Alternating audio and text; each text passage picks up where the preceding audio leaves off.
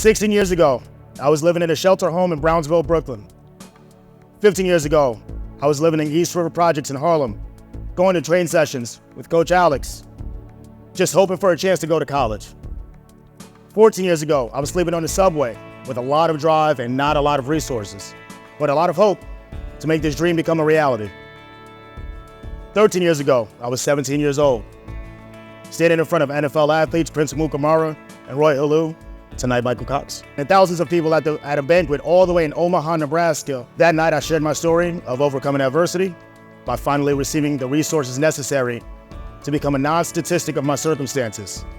A homeless, fatherless kid from an impoverished neighborhood attending poor-performing public school systems. I graduated Boys Town High School on time and went on to play sports in college at the NCAA Division II level and achieved my bachelor's degree and then my master's degree with multiple gold standard certifications in my respective field of strength and conditioning. Noted, 13 years later, I'm back in New York City as a coach, mentor, and director within About You.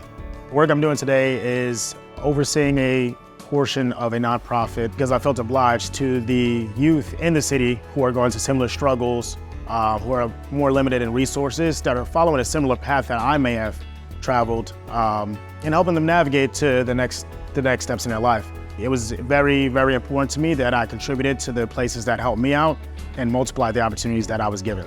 What drives me every day used to be my past, right? And always feeling like this weight on me to make it out from my circumstances.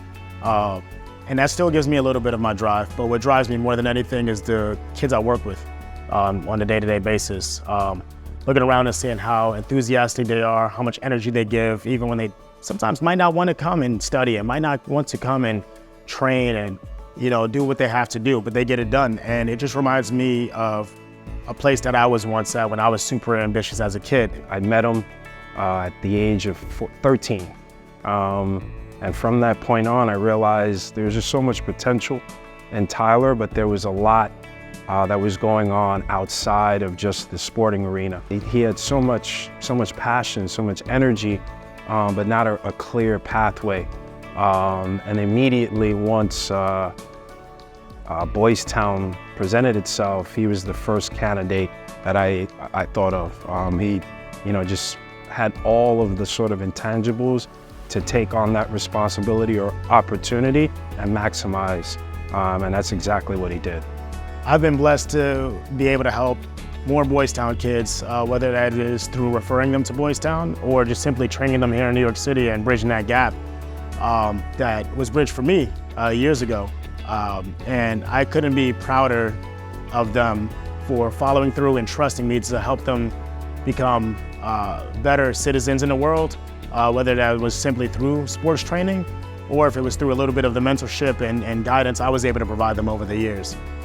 There are a lot of major highlights, but what I see and what I'm most proud of is all of the kids that have leveled up from their circumstances that could not dream of being in the positions that they are today.